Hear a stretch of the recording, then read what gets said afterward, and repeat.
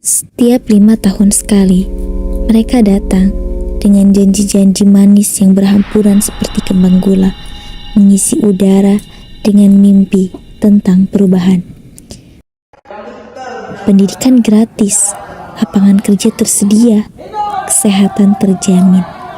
Kita percaya, kita menitipkan takdir kita, kita berikan suara kita dengan keyakinan bahwa kali ini janji itu akan kenyataan.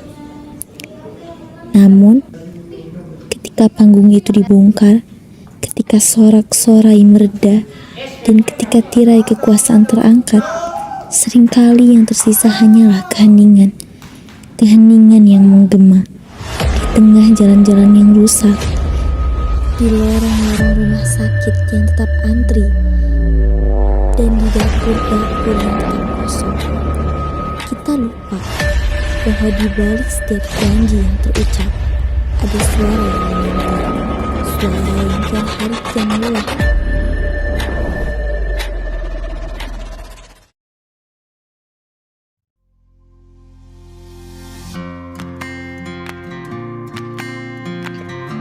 Pak, saya sudah siapkan skrip untuk pidato Bapak besok mengenai perkembangan berkelanjutan dan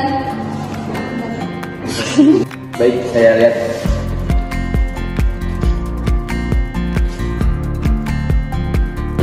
Saya kira kita bisa nggak sih menempatin janjinya? tugas kita sekarang ini adalah untuk meyakinkan mereka, Pak. Setelah Bapak terpilih, baru nanti kita akan memikirkan realitanya.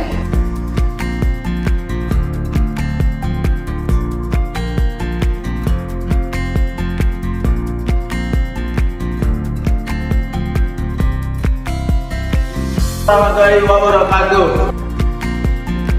Sebelumnya, yang sama-sama kita hormati pimpinan sidang, rekan-rekan anggota dewan, dan seluruh rakyat Indonesia yang saya cintai.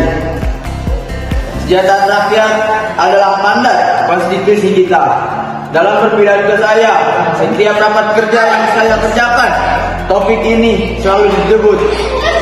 Namun, saya ingin bertanya, sudah sejauh mana retorika kita di ruangan ini benar-benar terasa hingga berdampak untuk rakyat-rakyat kita. Kerja yang terbatas.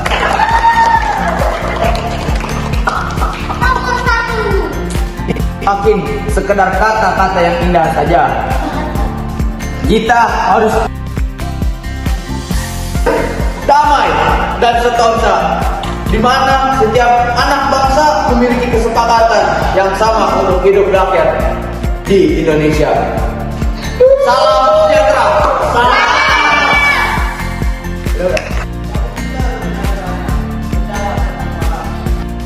Realitas di lapangan masih menunjukkan titik jurang kesenjangan yang sangat melebar. Maka kita menghadapi 3 masalah utama untuk menghambat kesejahteraan rakyat Indonesia.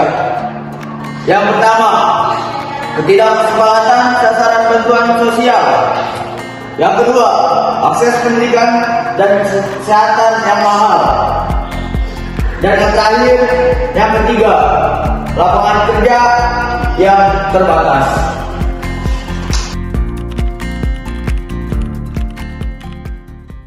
Instruksi Pak, kami sebagai perwakilan rakyat di lapangan menentang Dewan. Tunjukkan kerja nyata dalam APBN tahun depan. Alihkan dana studi banding dan penyaluran dinas yang tidak penting. Gunakan untuk menutupi DTKS dan juga tingkatkan pelayanan kualitas KIS. Benar itu Pak, kami tidak butuh kata-kata manis Anda. Setuju. Kami hanya butuh orang yang ada dalam politik untuk memberantas dana alokasi yang tidak sesuai ke dana yang lebih bermanfaat dalam pendidikan. Setuju.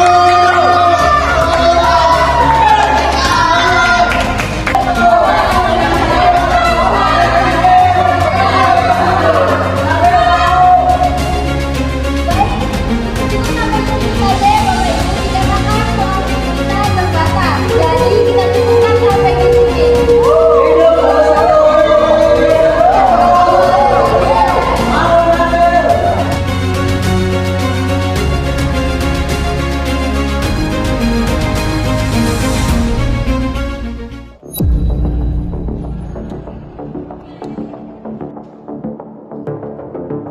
selesai semuanya?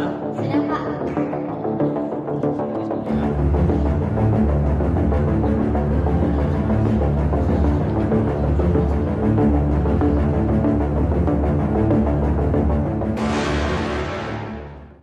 Wajah Bapak Hilal itu bukan acting. Sebenarnya yang dikatakan Bapak Hilal itu benar. Dan kita harus melakukan sesuai dengan keabsahan nyata. Jangan gila, Pak. Kita sudah berada di ujung kemenangan. Jika Bapak menyimpang, nanti partai akan mencabut dukungan untuk kita. Jadi tunggu Bapak menang dulu ya. Assalamualaikum warahmatullahi wabarakatuh. Waalaikumsalam warahmatullahi wabarakatuh. Salam sejahtera untuk kita semua. Saya ucapkan terima kasih kepada adik-adik mahasiswa yang telah meluangkan waktunya untuk kita membuka forum diskusi. Nah, bagi adik-adik mahasiswa yang ingin bertanya, dipersilakan. Pak, saya ingin bertanya Pak. Ya. Saya ingin bertanya bagaimana kinerja Bapak yang akan Bapak kerjakan saat Bapak terpilih. Ya, kami sudah menyusun beberapa yang akan kami kerjakan ketika kami dipilih nanti, yaitu pengawasan sosial, ekonomi, dan pendidikan. Nah, yang pertama itu ada bonus hari raya bagi pengemudi ojek online dan kurir online. Nah, itu terjadi di fraksi Komisi 9 DPR RI. Nah, ada pun yang kedua itu stunting dan jaminan sosial. Apa itu stunting? Stunting itu makanan bergizi yang diberikan kepada bayi agar dia tidak kekurangan gizi. Nah, jadi anak-anak yang terkena stunting itu tinggi badannya itu ngestak di 150 cm. Jadi kami ingin mengoptimalkan stunting ini agar rakyat Indonesia tidak banyak yang stunting. Karena rakyat ini mayoritasnya orang kecil ya, kalau bangsa di luar kan. Nah, jadi kami akan melaksanakan kegiatan stunting ini berupaya agar kegiatannya merata sampai ke pelosok-pelosok negeri. Adapun yang ketiga ini penyaluran bansos yang akan dilaksanakan oleh Komisi 8 DPR RI. Bansos itu bantuan sosial yang akan disampaikan kepada rakyat kurang mampu, rakyat miskin, di pelosok-pelosok desa. Dan selanjutnya tunjangan kerja dosen ASN yang akan dilaksanakan oleh Komisi 10 DPR RI. Kemudian peningkatan kesejahteraan dan kualitas guru, karena dari apa yang telah kita lihat belakangan ini banyak dari pihak otoritas yang merendahkan pekerjaan guru. Nah, jadi ketika kami terpilih, kami akan meningkatkan kesejahteraan dan kualitas guru, sebagaimana bahwasanya guru itu adalah pekerjaan yang paling mulia, karena seorang guru adalah orang yang mendidik seseorang dan juga orang yang akan mendidik bangsa dan negara Indonesia. Guru bukan sekedar pekerjaan yang ingin dapatkan uang, tapi guru adalah pekerjaan yang akan sampai kepada Tuhan. Upaya apa yang Bapak sudah lakukan untuk mencapai semua program kerja itu?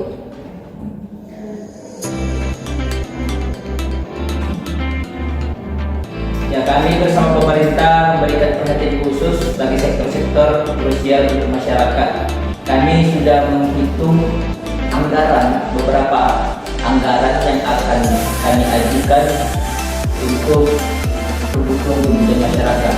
Adapun untuk kesehatan, anggaran yang akan kami laporkan itu sebesar 218,5 triliun yang akan disebarkan seluruh rakyat Indonesia.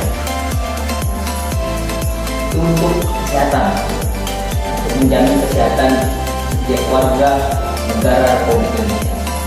Adapun untuk anggaran pendidikan, kami sudah menghitung, yaitu sebesar 724,3 triliun. Kenapa bisa banyak? Karena beberapa sekolah di pelosok desa itu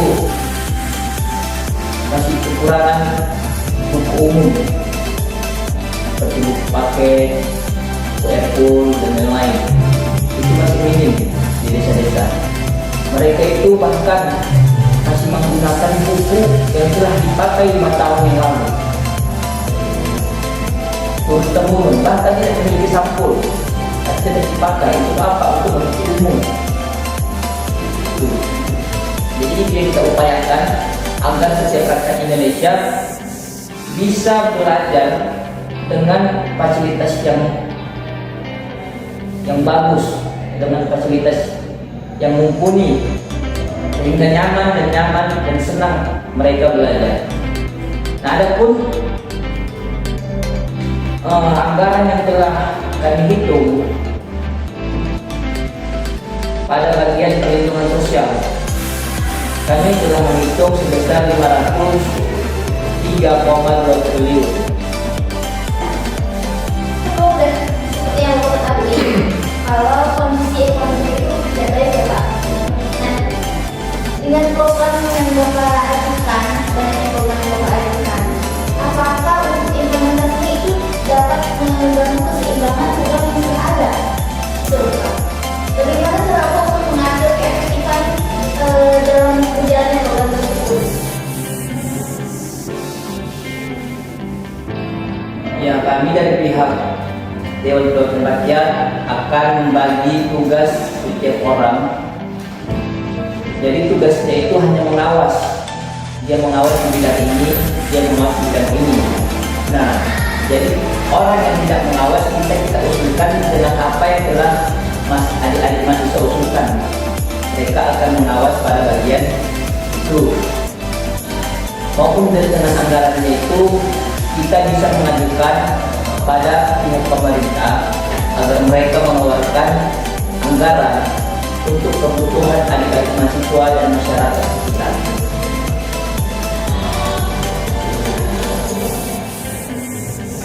Bagaimana? Nih, kalau misalnya Bapak jadi DPR, kita terpilih, tindakan apa yang bakal Bapak lakukan ketika ketika menerima makanan kayak sekarang nih, kita lihat Presiden kita kan udah bikin program yang namanya NBBK. Kalau dilihat secara umum dari mata masyarakat itu kan belum merata, ya kan Pak?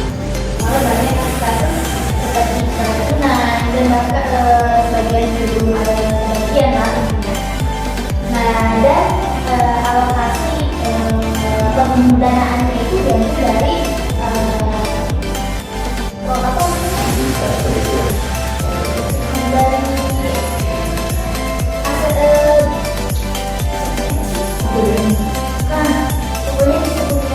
alokasi dari sumber daya yang lain kayak infrastruktur pendidikan, pendidikan.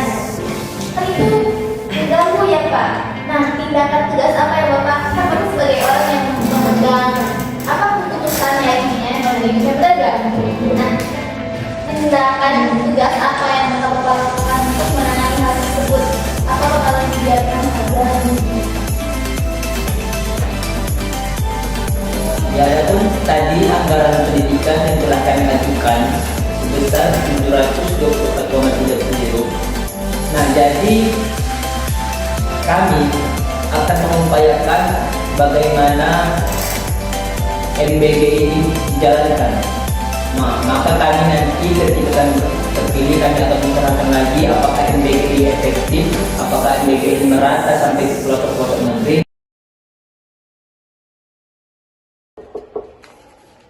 Apa ya?